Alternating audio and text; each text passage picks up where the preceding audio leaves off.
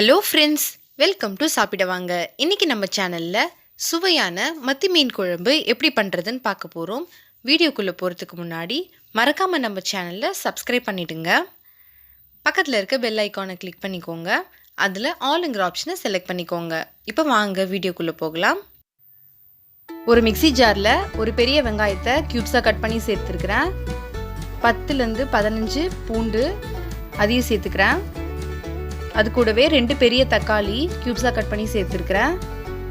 அது கூடவே 1/2 ஸ்பூன் மிளகு, 1/2 ஸ்பூன் சீரகம் சேர்த்து நைஸாக பேஸ்ட் மாதிரி அரைச்சி எடுத்துக்கலாம்.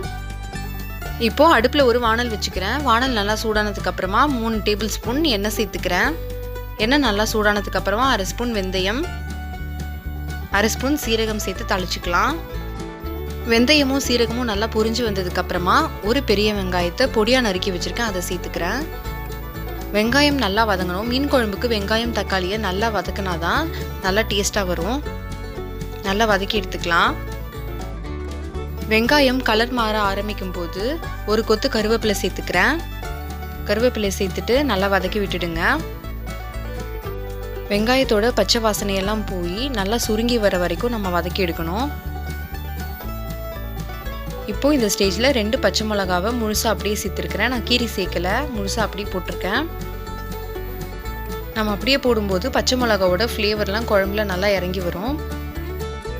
இப்போது வெங்காயம் நல்லா இந்த அளவுக்கு வதங்கினதுக்கப்புறமா 1 இன்ச் இஞ்சியை இந்த மாதிரி துருவி சேர்த்துக்கிறேன். மத்தி மீன் குழம்புக்கு இந்த மாதிரி இஞ்சி சேர்த்து செஞ்சோம்னா ரொம்ப டேஸ்ட்டாக இருக்கும். நீங்கள் ட்ரை பண்ணி பாருங்கள். இஞ்சி சேர்த்துட்டு நல்லா வதக்கி விட்டுடலாம், அதோட பச்சை வாசனையெல்லாம் போகிற வரைக்கும். வெங்காயம் நல்லா வதங்கி வந்துடுச்சு. இப்போது நம்ம ஏற்கனவே அரைச்சி வச்சுருந்த தக்காளி விழுது சேர்த்துக்கலாம். தக்காளியை நம்ம அரைச்சி சேர்க்கும்போது மீன் குழம்பு நல்லா கெட்டியாக வரும். அது மட்டும் இல்லாமல் டேஸ்ட்டும் ரொம்ப நல்லாயிருக்கும். தக்காளி விழுது சேர்த்துட்டு இந்த மாதிரி நல்லா வதக்கி விட்டுக்கோங்க. அதில் இருக்க தண்ணியெல்லாம் போய் எண்ணெய் பிரிஞ்சு வர வரைக்கும் நல்லா வதக்கிக்கலாம். இப்போ பாருங்கள், எண்ணெயெல்லாம் ஓரங்களில் பிரிஞ்சு வந்துடுச்சு. இப்போ மசாலா ஆட் பண்ணிக்கலாம். 1/2 ஸ்பூன் மஞ்சள் தூள், 1 டேபிள் ஸ்பூன் தனி மிளகாய் தூள், 2 டேபிள் ஸ்பூன் குழம்புத்தூள், எந்த பிராண்டில் வேணால் நீங்கள் யூஸ் பண்ணிக்கலாம். சேர்த்துட்டு இந்த மாதிரி நல்லா கலந்து விட்டுக்கோங்க.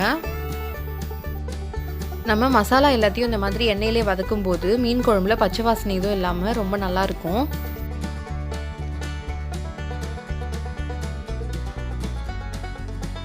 இப்போ பாருங்கள், நம்ம சேர்த்த மசாலா எல்லாம் நல்லா குக் ஆகிடுச்சு. ஓரங்களில் எண்ணெய் தெளிஞ்சு வந்திருக்கு. இந்த சமயத்தில் நம்ம புளி தண்ணி ஆட் பண்ணிக்கலாம். ஒரு பெரிய லெமன் அளவு புளி எடுத்து ஊற வச்சு கரைச்சி எடுத்து வச்சுருந்தேன், அதை நான் சேர்த்துக்கிறேன். நம்ம 2 பெரிய தக்காளி சேர்த்துருந்தோம், அதுக்கு இந்தளவு புளி சரியாக இருக்கும். எப்போவுமே மீன் குழம்புல தக்காளியை விட புளி கொஞ்சம் அதிகமாக சேர்த்துக்கணும். இப்போது குழம்புக்கு தேவையான அளவுக்கு உப்பு ஆட் பண்ணிக்கலாம். உப்பு சேர்த்துட்டு நல்லா கலந்து விட்டுக்கோங்க. உங்களுக்கு பார்த்தாலே தெரியும், நம்ம தக்காளியை அரைச்சி சேர்த்ததுனால குழம்பு இப்போவே நல்லா திக்காக இருக்குது. இப்போது நம்ம குழம்பு கொதிக்க விடலாம். 5லேருந்து 7 நிமிஷம் வரைக்கும் வெயிட் பண்ணலாம். இப்போ பாருங்கள், 7 நிமிஷத்துக்கு அப்புறமா குழம்பு நல்லா கொதி வந்திருக்கு. இந்த சமயத்தில் நம்ம ஒரு மூடி போட்டு மூடி சிம்மில் வச்சு 6லேருந்து 7 நிமிஷம் அப்படியே விட்டுடலாம். இப்போது 6 நிமிஷத்துக்கு அப்புறமா நான் மூடி ஓப்பன் பண்ணுறேன். பாருங்கள், குழம்பு நல்லா கொதிச்சு திக்காக வந்திருக்கு. ஓரங்களில் எண்ணெய் தெளிஞ்சு வந்துருச்சு. இப்போது இதை நம்ம லேசாக கரண்டி வச்சு இந்த மாதிரி மிக்ஸ் பண்ணிக்கலாம். பாருங்கள், குழம்பு நல்லா திக்காக வந்திருக்கு. இப்போது க்ளீன் பண்ணி எடுத்து வச்சுருக்க மீனெல்லாம் குழம்புல சேர்த்துடலாம். பொறுமையாக சேர்த்துக்கோங்க. இந்த மத்தி மீன் நம்ம உடம்புக்கு ரொம்ப நல்லதுங்க. வாரத்தில் ஒரு நாளாவது கண்டிப்பாக இந்த மீனை சமைச்சு சாப்பிடுங்க. இதில் நிறைய ஹெல்த் பெனிஃபிட்ஸ் இருக்குது. குறிப்பாக சொல்லப்போனால் இதய நோய் ஏற்படுற வாய்ப்பு குறைக்குதுங்க. மூளை அப்புறம் நரம்பு சம்மந்தப்பட்ட நோய்கள் வராமல் தடுக்குது. மன அழுத்தத்தை குறைக்குது. ஆஸ்துமா வராமல் தடுக்குது. இந்த மீனை நீங்கள் தொடர்ந்து சாப்பிட்டுட்டு வந்தீங்கன்னா உங்களுக்கு முடி உதிர்ற பிரச்சனை சுத்தமாக இருக்காது. அது மட்டும் இல்லாமல் ஸ்கின் ரொம்ப நல்லாயிருக்கும், ஹெல்த்தியாக இருக்கும்.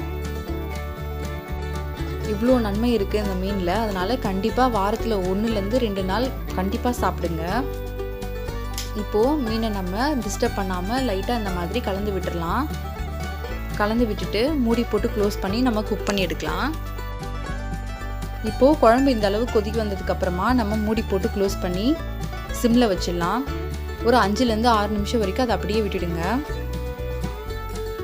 இப்போ பாருங்கள் 6 நிமிஷத்துக்கு அப்புறமா மூடி ஓப்பன் பண்ணியாச்சு. குழம்பு ரொம்ப சூப்பராக வந்திருக்கு. நல்லா ஓரங்களில் எண்ணெய்லாம் தெளிஞ்சு வந்திருக்கு. இப்போது நம்ம மீன்லாம் குக் ஆகிடுச்சான்னு பார்க்கலாம். இது ரொம்ப சீக்கிரமாக குக் ஆகிடும். லைட்டாக அந்த மாதிரி எடுத்து பாருங்கள்.